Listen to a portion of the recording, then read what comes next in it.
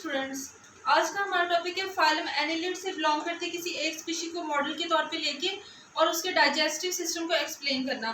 तो इस पर्पज़ के लिए हम लेते हैं लीच स्पीशी। लीच का साइंटिफिक नेम क्या है? हेरिडो मेडिसिनैलिस। ये वेरियस मेडिसिन पर्पजेज़ के लिए यूज़ की जाती है और पुराने वक्तों में की जाती थी, इसीलिए इसका साइंटिफिक नेम भी इसी बेस पे रखा गया है। वो क्या है? हेरिडो मेडिसिनैलिस। और अब हम देखते हैं कि इसका डाइजेस्टिव सिस्टम कैसा है। ये जो स्पीशी है ये क्योंकि ब्लड सक करती है और इसी बेस पे इसे सैंग्विवोरस कहा जाता है। इसका मतलब क्या है? Blood sucking species. क्योंकि ये ब्लड को सक कर रही होती है तो इसका जो डाइजेस्टिव सिस्टम है वो मेनली टू चीज़ों पर मुश्तमिल होता है। कौन कौन सी? एक एलिमेंट्री कैनाल है और दूसरी डाइजेस्टिव ग्लैंड्स हैं। लेकिन इस स्पीशी का जो डाइजेस्टिव सिस्टम है वो इस तरह से अडेप्टेड है कि डाइजेस्टिव सिस्टम में एलिमेंट्री कैनाल का जो बहुत सारा पोर्शन है वो सिर्फ स्टोरेज पर्पसेस के लिए यूज़ हो रहा होता है। डाइजेशन का जो रोल प्ले कर रहे होते हैं वो थोड़ी से स्ट्रक्चर है एलिमेंट्री कैनाल का जो कि डाइजेशन का रोल प्ले कर रहे थे और एब्जॉर्प्शन का, जबकि मेन पार्ट जो है वो ब्लड को स्टोर कर रहा होता है। और अगर इसमें एक स्ट्रक्चर है क्रॉप, ये वाला पूरा जो है वो क्रॉप, ये क्रॉप किस लिए यूज़ हो रहा होता है? ये स्टोरेज पर्पस के लिए यूज़ हो रहा होता है जो कि ब्लड को स्टोर कर रहा होता है। और अगर ये एक दफ़ा फुल हो जाए तो ये 10 to 14 मंथ के लिए सर्वाइव कर सकती हैं लीच की स्पीशीज़, अगर उनका क्रॉप जो है वो ब्लड से फुल हो। तो हम डिस्कस करते हैं इसके डाइजेस्टिव सिस्टम के बारे में। तो एलिमेंट्री कैनाल जो है वो कैसे होती है? जो इसका सबसे पहला स्ट्रक्चर है उसको हम प्रोस्टोमियम कहते हैं।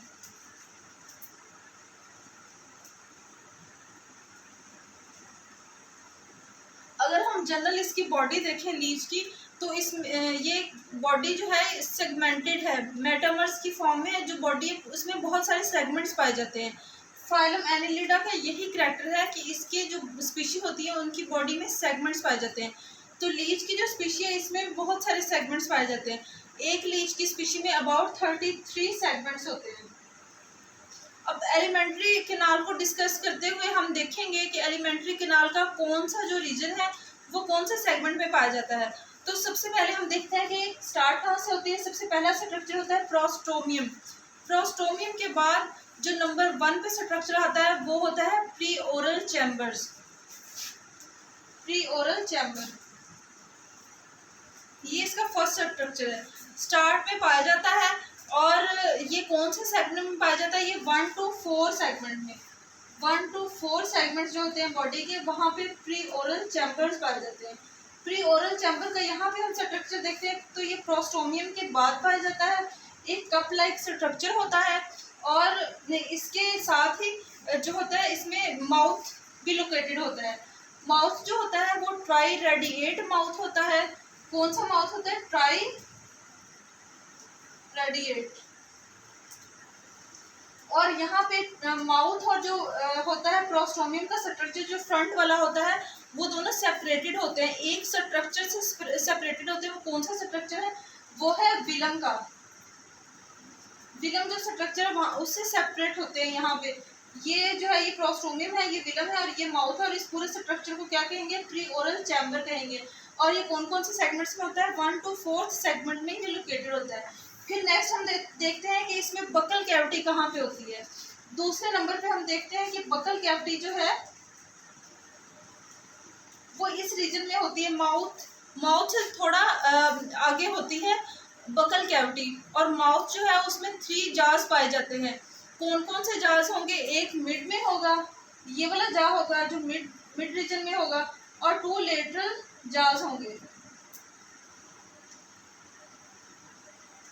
और क्योंकि ये 3 जार्स होते हैं इसी बेस पे इसके माउथ को हम ट्राई रेडिएट कहते हैं। ट्राई रेडिएट मीन्स 3 डायरेक्शंस में जो जिसके जार्स होते हैं। और इसमें हम देखते हैं कि इनके जो जार्स होते हैं उनमें टिथ लाइक स्ट्रक्चर भी मौजूद होते हैं। क्योंकि 3 जार्स होते हैं, तीनों जार्स में डिफरेंट अमाउंट होती है इनके टिथ की। जो ये वाला होता है, जो मिड वाला होता है, इसमें कितने टीथ होते हैं? इसमें अबाउट 103 to 185 टीथ होते हैं। और ये वाले जो दोनों हैं इसमें कितने होते हैं? 85 to 115। एक में भी इतने होते हैं और दूसरे में भी इतनी अलग अलग से, ईच यानी कि ईच हैव 85 to 115 टीथ। और इसके अलावा अगर हम इसका स्ट्रक्चर जूम करके देखें तो हमें ये कैसा नजर आएगा, इसका स्ट्रक्चर हमें ऐसा नजर आएगा। अगर ये एक जा का स्ट्रक्चर है तो यहाँ पे क्या है, बहुत सारे पेपिला मौजूद हैं जिन्हें हम स्लेवरी पेपिला का नाम देते हैं। और ये जो पेपिला है ये ओपनिंग्स होती हैं जो कि स्लेवरी ग्लैंड से निकल रही होती हैं, और स्लेवरी ग्लैंड जो है वो स्लाइवा को सीक्रेट कर रहे होते हैं। और ये यहाँ पे हमें शो हो रही है, लेकिन इनकी ओपनिंग जो है वो टीथ के दरमियान में जाके ये ओपन हो रही होती है, इस तरह अंदर से होके यहाँ पे जाके ये ओपन हो रही होती हैं। और क्या करती हैं, प्रोडक्शन करती हैं स्लाइवा की, क्योंकि ये कनेक्टेड होती हैं स्लेवरी ग्लैंड से। फिर हम इसमें देखते हैं कि ये वाला जो पोर्शन स्लेवरी बकल कैविटी का पोर्शन जो था, इसके बाद कौन सा स्ट्रक्चर पाया जाता है, इसके बाद फेरेंक्स का स्ट्रक्चर पाया जाता है। ये वाला पोर्शन ये किसका है, फेरेंक्स का। और ये कौन से सेगमेंट में पाया जाता है, ये 5 to 8 सेगमेंट में पाया जाता है। बॉडी के, लीच की बॉडी के 5 to 8 सेगमेंट में।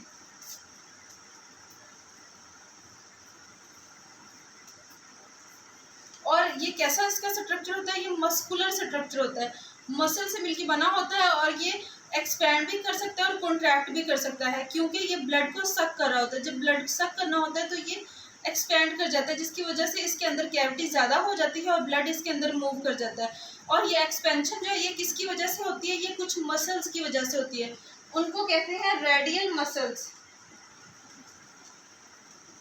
ये रेडियल मसल जब कॉन्ट्रैक्ट करेंगे तो ये स्मॉलर साइज के हो जाएंगे, और मस्कुलर फेरेंक्स जो होगी वो खुल जाएगी, ज़्यादा वाइड हो जाएगी, और ब्लड जो होगा वो सक करके इसके अंदर आ जाएगा। तो इसी बेस पे ये फंक्शन करता है रेडियल मसल। इसके अलावा ये कुछ रिजेस से मिलके बना होता है। वो कौन, कितने रिजेस होते हैं, 5 to 6 रिजेस होते हैं, जिनसे फेरेंक्स जो है वो मिलके बना होता है। और ये मेन रोल प्ले कर रहा होता है सकिंग के लिए, क्योंकि इसी की वजह से ज़्यादा ब्लड जो है वो लीच सक कर सकती है। फिर इसके बाद वाला पोर्शन जो है वो होता है क्रॉप का। यहाँ पे फेरेंक्स होती है, ये रेडियल मसल्स हैं, ठीक है। फेरेंक्स 5 to 8 सेगमेंट पर है, और जो माउथ था इसका या ओरल चैम्बर्स थे वो 1 to 4 सेगमेंट तक थे। फिर यहाँ पे क्रॉप आ जाएगी, लेकिन क्रॉप से पहले एक स्ट्रक्चर होता है एसोफेगस का। एसोफेगस इसमें कोई इतना ज़्यादा रोल प्ले नहीं करता, बल्कि वो सेपरेट कर रहा होता है फेरेंक्स को क्रॉप से। उन दोनों के दरम्यान में एक सेपरेशन होती है जिसे एसोफेगस का नाम दिया गया है। ये इतना कॉम्प्लिकेटेड और वेल डेवलप्ड स्ट्रक्चर नहीं होता। फिर उसके बाद आ जाते हैं क्रॉप। क्रॉप जो है ये ज़्यादा इलोंगेटेड होती है, इसमें ऑलमोस्ट 10 इसके सिक्की लाइक स्ट्रक्चर होते हैं। ये 10 होते हैं, 1 2 3 4 5 6 7 8 9 और 10। और जो 11th वाला होता है वो आगे कोई और स्ट्रक्चर डेवलप कर रहा होता है। तो ये किसके लिए किस लिए होता है, इसका मेन फंक्शन क्या है, स्टोरेज। ये ब्लड को काफ़ी दिन के लिए स्टोर कर सकता है, कर सकता है ऑलमोस्ट 10 to 14 मंथ के लिए। लीच जो होती है वो सर्वाइव कर सकती है अगर ये फुल हो ब्लड से। और इसके अलावा आपके माइंड में अगर ये बात आई हो कि ब्लड जो है वो तो कोआगुलेट कर जाएगा, तो जो लीच होती है उनमें एक स्पेशल टाइप की प्रोटीन होती है जिसे हेलोडिन कहते हैं। ये प्रोटीन क्या है, ये एंटी कोआगुलेंट है। Anti coagulant, anti means against, coagulant means कि क्लॉट नहीं हो सकता है इस प्रोटीन की वजह से इसमें ब्लड। और ये कौन से सेगमेंट में पाया जाता है, ये 9 to 18 सेगमेंट में पाया जाता है क्रॉप। और इसका जो ये सीकम का साइज है ये भी वेरी करता है। एंटीरियर साइड पे ये होते हैं 9 to 18। इसमें जो सीकम होते हैं वो एक साइड पे, एंटीरियर साइड पे स्मॉलर इन साइज होते हैं और पोस्टीरियर साइड पे इलोंगेटेड होते हैं। और इसके बाद जो है वो नेक्स्ट पोर्शन हमारे पास आ जाता है स्टमक का। और जो लास्ट वाला 11th इसका होता है रीजन स्ट्रक्चर इसका क्रॉप का, वो क्या होता है, ज़्यादा इलोंगेटेड होता है। इस तरह ये ज़्यादा इलोंगेटेड क्यों होता है, क्योंकि इसमें ज़्यादा से ज़्यादा ब्लड जो है वो स्टोर हो सकती है। फिर इसमें स्टमक आ जाता है। स्टमक का अगर हम स्ट्रक्चर इसको बड़ा करके इसको जूम करके देखें तो ये स्ट्रक्चर कैसा होता है, ये होता है हार्ट शेप। शेल। और ये कौन से सेगमेंट में पाया जाता है? ये 19 सेगमेंट में पाया जाता है। और इसमें जब क्रॉप से यहाँ पे ब्लड इंटर हो जाता है तो यहाँ पे एक स्फिंक्टर मसल होता है।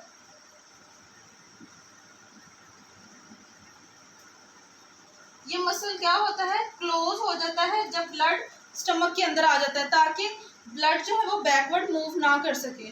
फिर उसके बाद पोर्शन आ जाता है जो मेन पोर्शन है एलिमेंट्री कैनाल का, डाइजेस्टिव सिस्टम का, वो क्या है?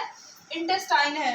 अब इंटेस्टाइन में ब्लड आ गया है, यहाँ पे क्या होगी? उसकी डाइजेशन होगी और उसकी एब्जॉर्प्शन होगी। और ये कौन से रीजन में पाया जाता है? कौन से सेगमेंट में पाया जाता है? ये 20 to 22 में पाया जाता है। फिर लास्ट पोर्शन है रेक्टम का।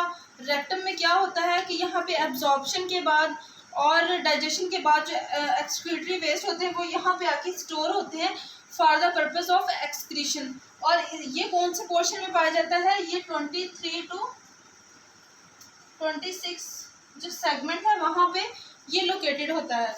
और लास्ट वाला पोर्शन एनएस है, जहाँ से एक्सक्रीटरी वेस्ट जो है वो outside of the body move कर जाते हैं। तो ये पूरा जो है ये क्या है? इसका कैनाल सिस्टम, इसका एलिमेंट्री कैनाल है, पूरी कैनाल बनी हुई है कि माउथ से लेके एनएस तक किस तरह प्रोसेसिंग होगी, ब्लड कैसे इंटर होगा और कैसे उसकी जो है वो मूवमेंट होगी। ये वाला जो है पोर्शन ये सक्कर है, जिसके साथ ये स्पीशीज जो है वो अटैचमेंट करती हैं, अटैचमेंट पर्पसेस के लिए यूज होता है। इसे पोस्टीरियर सक्कर कहते हैं, सक्कर।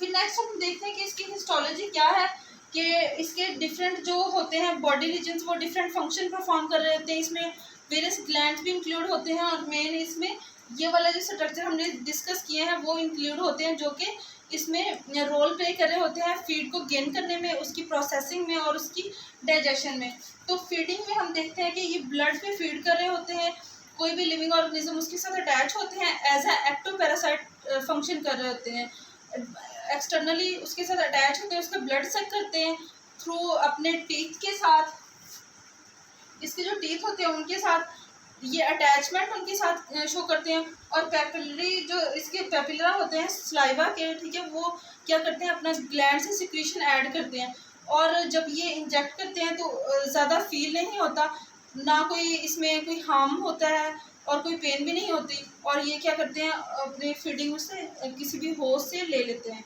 फिर उसके बाद क्या होगा? डाइजेशन होगी।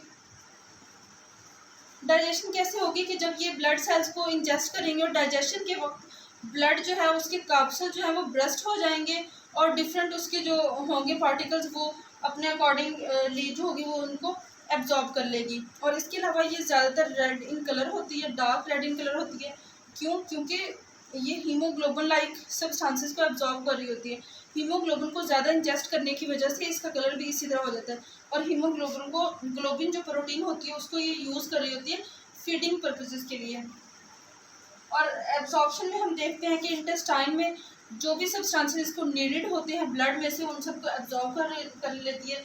और फिर जो नाइट्रोजनस वेस्ट होते हैं, जो भी इसका एक्सक्रीटरी मटेरियल बच जाता है वो एनएस के थ्रू एक्सक्रीट कर दिया जाता है। तो ये था हमारा पूरा सिस्टम लीच का, जो हमने देखा डाइजेस्टिव सिस्टम के वो किस तरह से डाइजेशन करती है और फीडिंग करती है। अगर आपको कोई क्वेश्चन हो तो आप पूछ सकते हैं, मैं आपको रिप्लाई करूँगी। Thank you.